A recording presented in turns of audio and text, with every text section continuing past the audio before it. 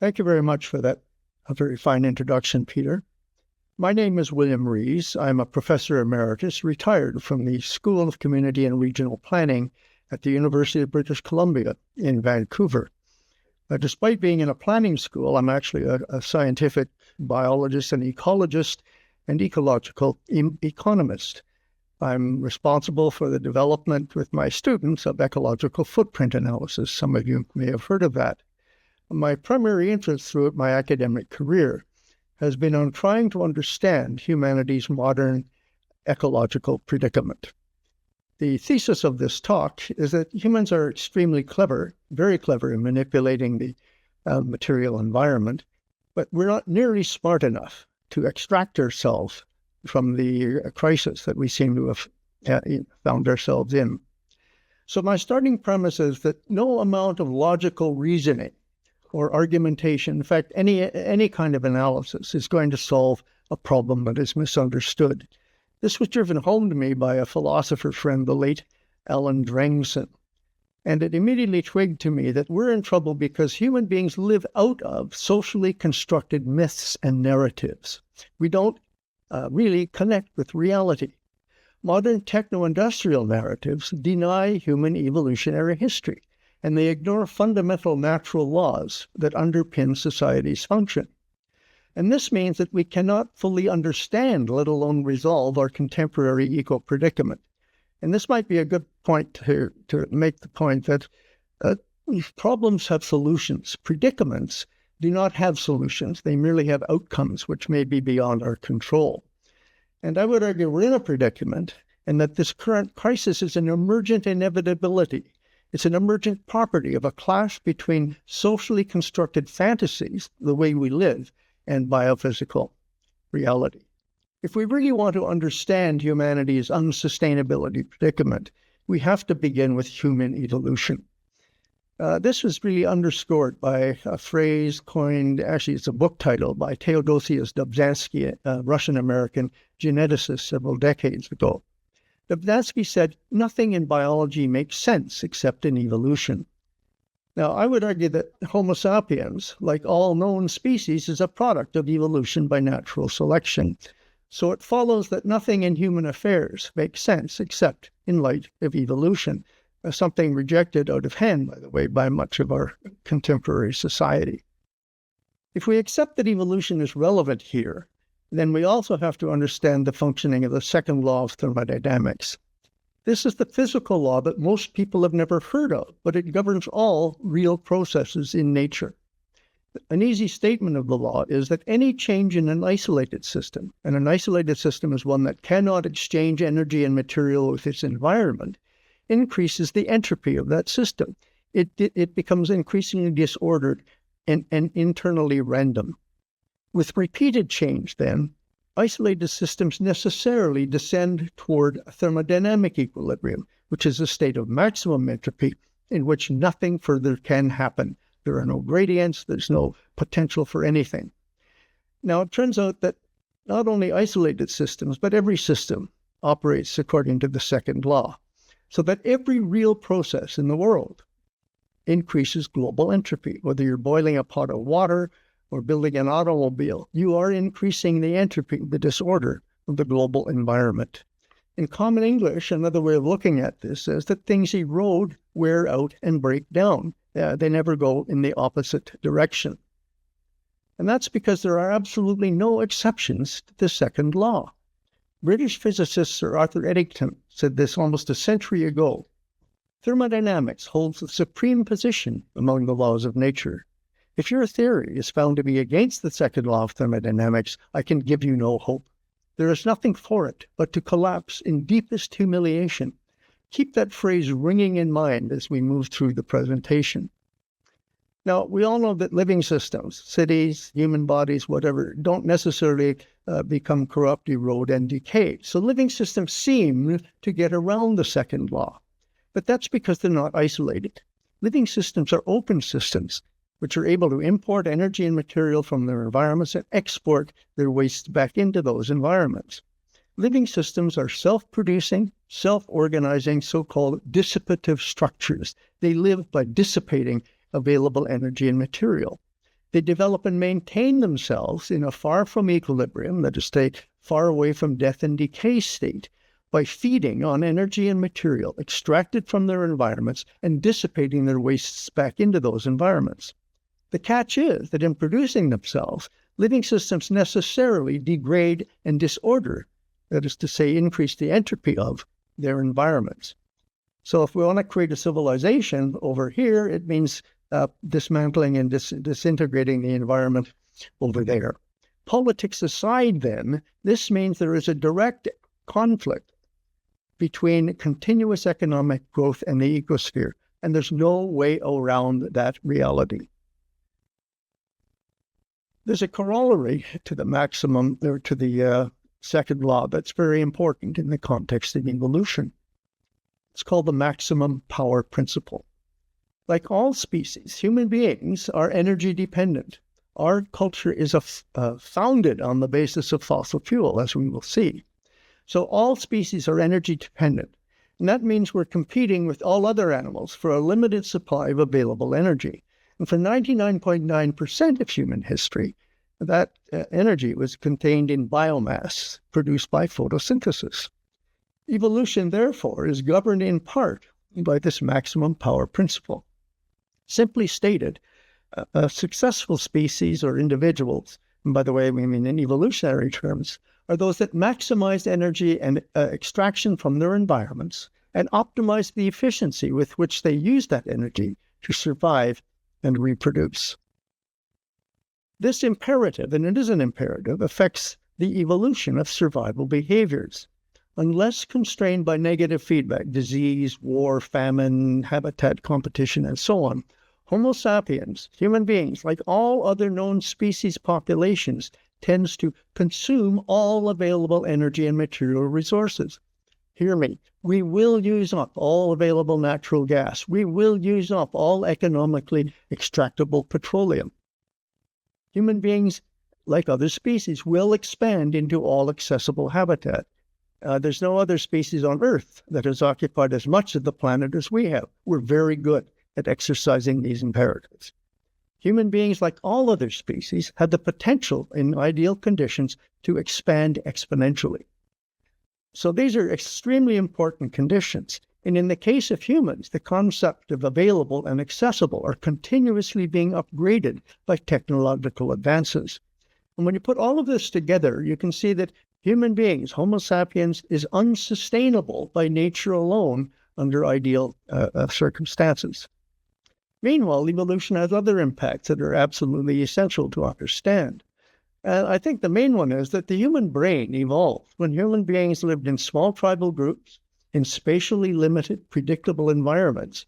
And all of this posed only very modest challenges to the evolving central nervous system.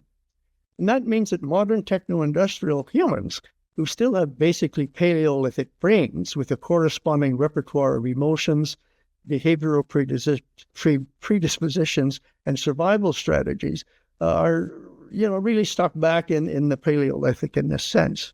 So even today, people think in simple cause-effect relationships, and we tend to fixate on one problem at a time. It's the economy that's a preoccupation. Perhaps it's emissions and climate, or perhaps it's the pandemic. But we don't get complexity, and we don't understand fully systems behavior. We don't connect the dots among various environmental problems. Now, keep in mind, I'm speaking of culture here in general. Obviously, some individuals do get these problems, but as a culture, we just ignore them completely. And I have to say that this relatively primitive way of responding to the world was perfectly adequate for survival for most of human evolutionary history. There are other limits here, including limits on human thought processing. The information processing capacity of the human brain, this is our thought process, is equivalent to just 10 bits per second. I'm quoting from the paper listed at the bottom here. Cognition at this low rate was sufficient for the survival of pre-agricultural humans because, quote, most of the time our environment changed at a much more leisurely pace, so there was no need for more rapid thought processes. This helps explain why we think in simplistic terms and why we can only think of one thing at a time. There are also limits to our consciousness. Now, we're all uniquely self-conscious because we think and exist out of our cerebral hemispheres. But the fact of the matter is that 95% of brain activity is subliminal. Our thinking occurs beneath consciousness, driven in part by various innate predispositions, such as the ones I've already talked a little bit about. Even important decisions may be made before we become aware that we have made them. Neuropsychologists have been able to demonstrate this many times over. Another important consideration is that when people feel under threat, our primitive instincts and passions will trump any form of rational decision-making. Humans are not primarily a rational species. There are even more limits posed by evolution. Evolution shaped the human brain to focus mainly on right here, right now. This is the 10-minute brain idea. Surviving for today is the brain's main priority, namely finding food, shelter, and avoiding predators. That's what drove our primitive ancestors. And those who survive the next 10 minutes are much more likely to pass on their genetic material to the next generation. This attribute is universal among humans. Even economists recognize that people discount the future. Naturally, humans by nature are short-sighted. We are temporal, and by time, spatial and social discounters. Long-term planning takes a back seat. People naturally, this is our human nature, favor the familiar here and now, our close relatives and friends, over sketchy, uncertain futures and unknown people in foreign lands.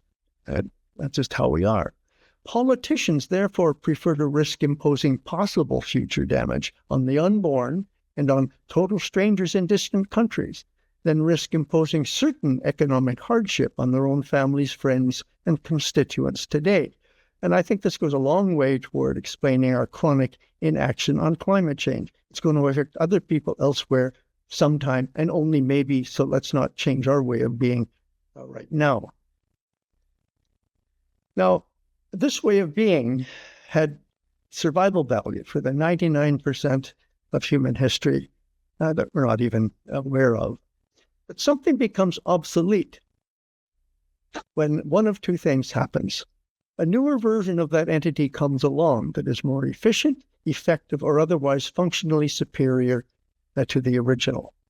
The other way we can become obsolete, or a thing can become obsolete, is if that entity's operating environment changes so much that it is no longer able to function effectively and may even become self-destructive. So by definition B, I would argue that the human brain is obsolete. And that's because cultural or mimetic evolution has vastly outpaced genetic evolution. Our cultural environment has vastly changed at a pace much more rapidly than our biological capacities have changed. Memes are nuggets of cultural information, such as shared ideas and technologies. And any meme can be instantly shared among members of the same generation, so that rapid change is possible. Just consider how computer technology or AI has spread in just a few months. Genes, on the other hand, are nuggets of biological information that can be passed only between sequential generations. And this means a significant change may take many generations and even thousands of years. So again, culture has vastly outstripped biology in the present global context. And this means that modern techno-industrial humans live in a mind-numbingly complex, rapidly changing world system consisting of overlapping subsystems that we ourselves have created and that is constantly challenging our limited cognitive capacities. Modern humans are not cognitively equipped to fully understand, let alone control, the workings of any major cultural subsystem. Economists don't really understand the global economy fully. Nobody gets the internet. AI is now being seen as a great mystery and possible threat to the future of humanity. Geopolitics is out of control, and we don't understand the interactions of any of these cultural systems with the climate system or other biophysical subsystems of the environment. In fact, we don't even understand those systems. Climate scientists now admit that their models are not able to keep up with the changes in actual climate in the real world. So In effect, we don't, and in fact, we cannot. We are not capable of fully connecting the dots in our very complex modern system. Well, that's all about biology. And it gets worse because understanding humanity's unsustainability requires delving into the cultural factor. And here I've already alluded to this. Reality is not what we think it is. People, human beings everywhere, socially construct their lived realities. We make it up as we go along. And the kicker here is that those made-up constructs, our myths, our cultural narratives, may not accurately represent any aspect of the biophysical environment that they purport to represent. So basically, human groups create simplified interpretations of reality. We can call these political ideologies, religious doctrines, economic paradigms, scientific models, cultural narratives. All of these things are made-up constructs, products of the human brain. Just think of what's happening in the United States today. They're reshaping the entire country, based on newly made-up constructs, copies of previous oligarchic constructs. In any case, every culture or tribe generates unique perceptions which its citizens often unconsciously assume to comprise the one and true reality. There's a problem here, obviously, in that people live out of these realities, which may be nothing more than shared delusions, as if they were real. And sometimes our mythic beliefs are completely harmless. For example, the Earth is flat was a common concept, and while inaccurate, it was a perfectly adequate first approximation of reality for most of human history. You could live your entire life, in fact, you still could today in many cases, as if the Earth were flat, and it wouldn't make any difference. But consider our modern techno-industrial dominant narratives. We live out of simplistic, near-mythic constructs that spring from the notion of human exceptionalism. Now, exceptionalism is itself a social construct. This is the quasi-religious belief that, given our high intelligence, our moral superiority, and supposedly mortal soul, humans are not part of the natural world. We are therefore considered exempt from biophysical laws, including the second law. Evolutionary history and humanity's genetic endowment, are said to have no significant bearing on how the future unfolds. Human motivations and behaviors are believed to be determined entirely by social and cultural factors. And a prime example of this set of beliefs is in neoliberal economics. This is the version of market economics that is essentially governing the world's development today. Neoliberal economics, its models treat the economy and the environment as separate, independent systems. In other words, the economy is conceptually untethered from biophysical reality. In fact, economists argue that human ingenuity, not nature, is the greatest resource, that technology can find substitutes for any good or service provided by nature and overcome any other constraints on growth, such as pollution. Notice that these assumptions in themselves are enough to promote a belief in unlimited economic growth. And this means that human beings are also potentially unsustainable by nurture alone. So here we are, a species in the modern world with natural predispositions to grow and spread and continually do so, being reinforced by cultural paradigms that essentially say the same thing. And here then is the consequence. This is an extremely telling graphic, and I'm going to spend a minute or two on it. First of all, understand that we could extend the x-axis to the left by 200,000 years or more. There's been maybe 300,000, 250,000 years of modern human history, during which there was virtually no growth. This was a period in which positive and negative feedback were held in balance. There might have been 4 million people on Earth at the dawn of agriculture just 10,000 years ago. Now, in just the last 200 years, if we zip to the right, 200 years of exponential growth is a period in which positive feedback has dominated. Technology lowered the death rate without affecting the birth rate. So it's a massive expansion of people, the population, because for the first time, our technological prowess freed humanity to express our capacity for full exponential growth. But This whole thing is an exemplification of the maximum power principle, because this growth could not have happened in the absence of fossil fuels. Energy is the capacity to do everything else, and fossil fuels are the means by which humans are able to produce all the food and extract all the resources needed to sustain this massive increase in human numbers, an eightfold increase in just 200 years. And we needed that energy, in other words, to sustain not only the people, but all of the infrastructure. So fossil fuel use in 200 years increased by a factor of over 1,000. The human population increased by eightfold.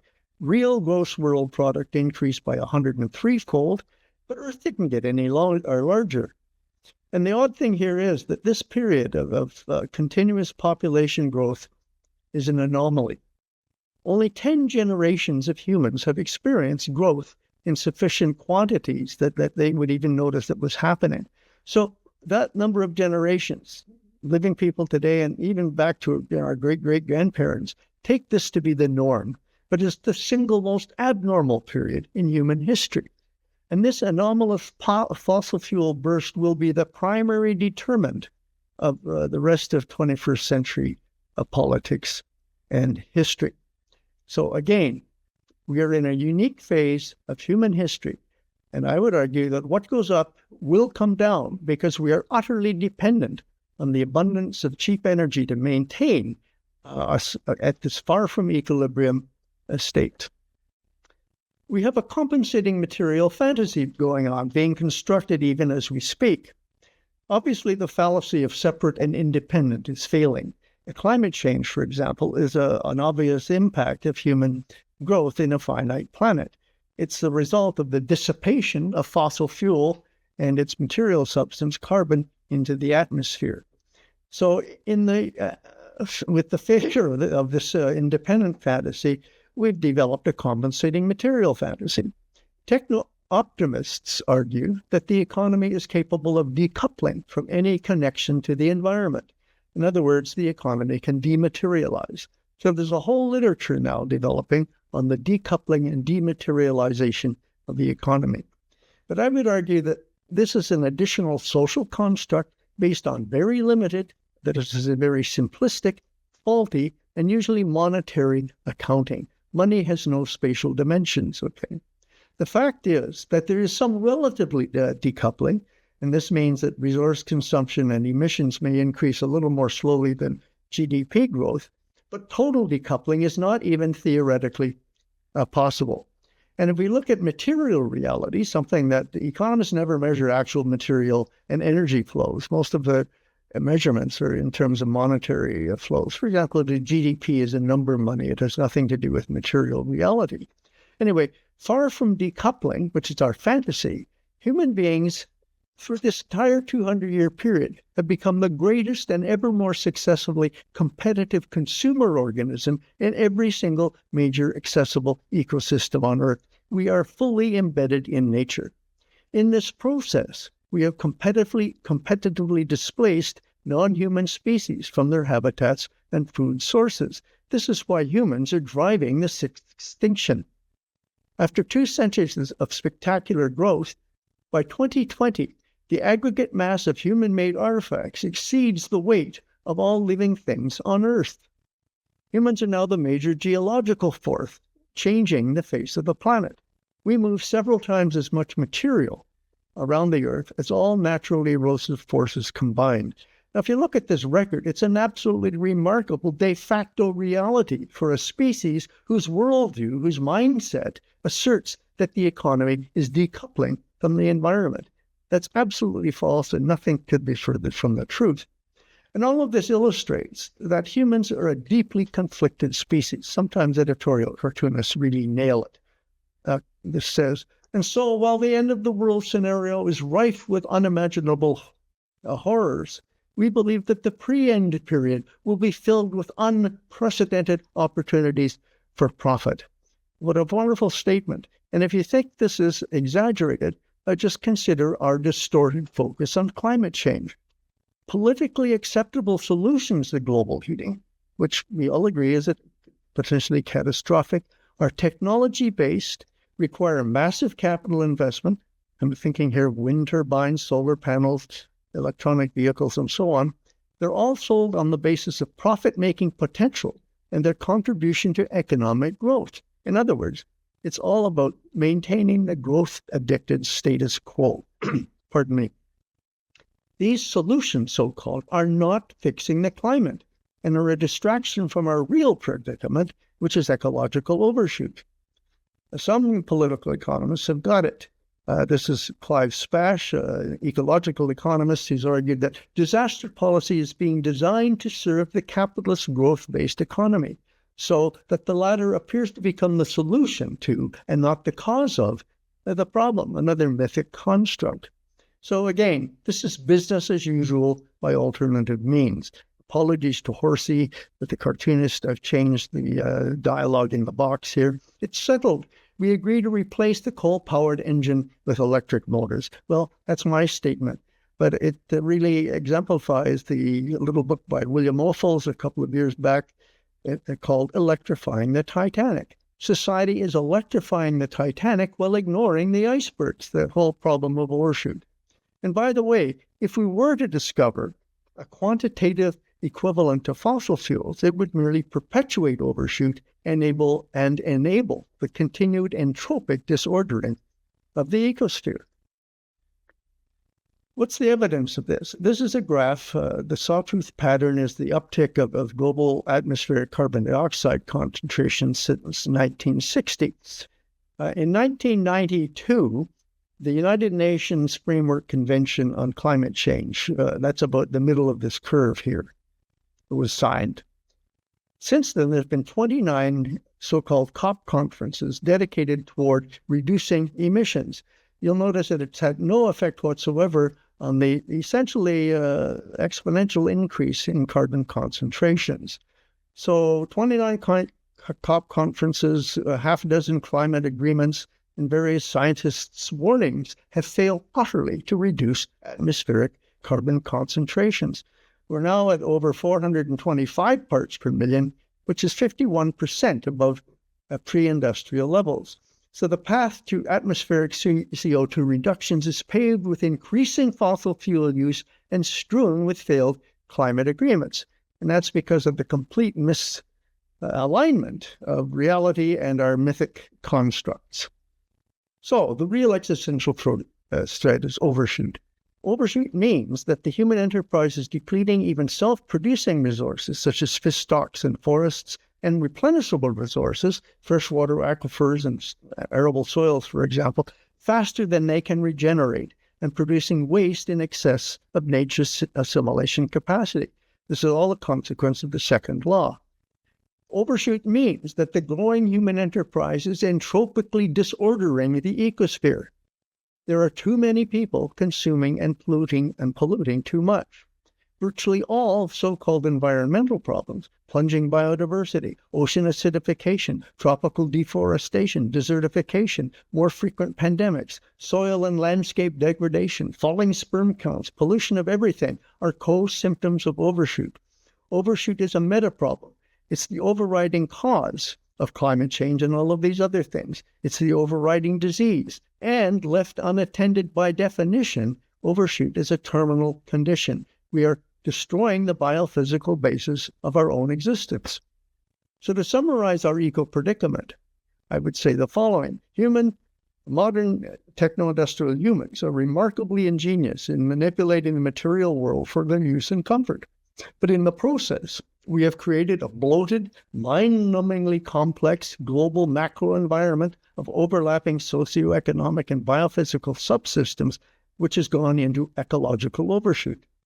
We have simultaneously rendered ourselves cognitively obsolete for survival in this self-produced environment, which means we are ill-equipped to fully understand, let alone control, the workings of any major cultural subsystem, the global economy, the internet, AI, geopolitics, or their interactions with overstressed biophysical subsystems such as the climate. Just think of the current state of the world in light of that last assertion.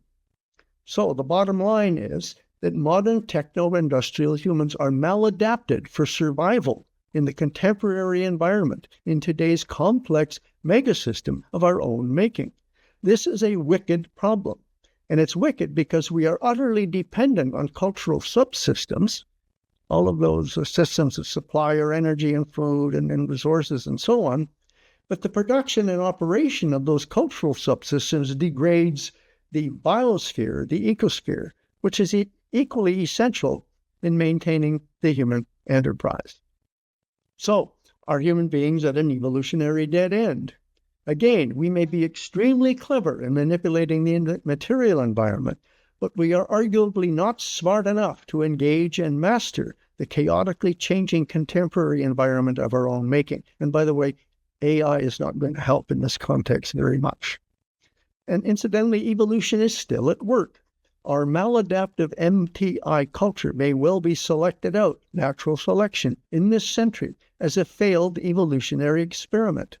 In short, if techno-industrial civilization continues to defy the second law, then, to quote Eddington, there is nothing for it but MTI culture to collapse in deepest humiliation.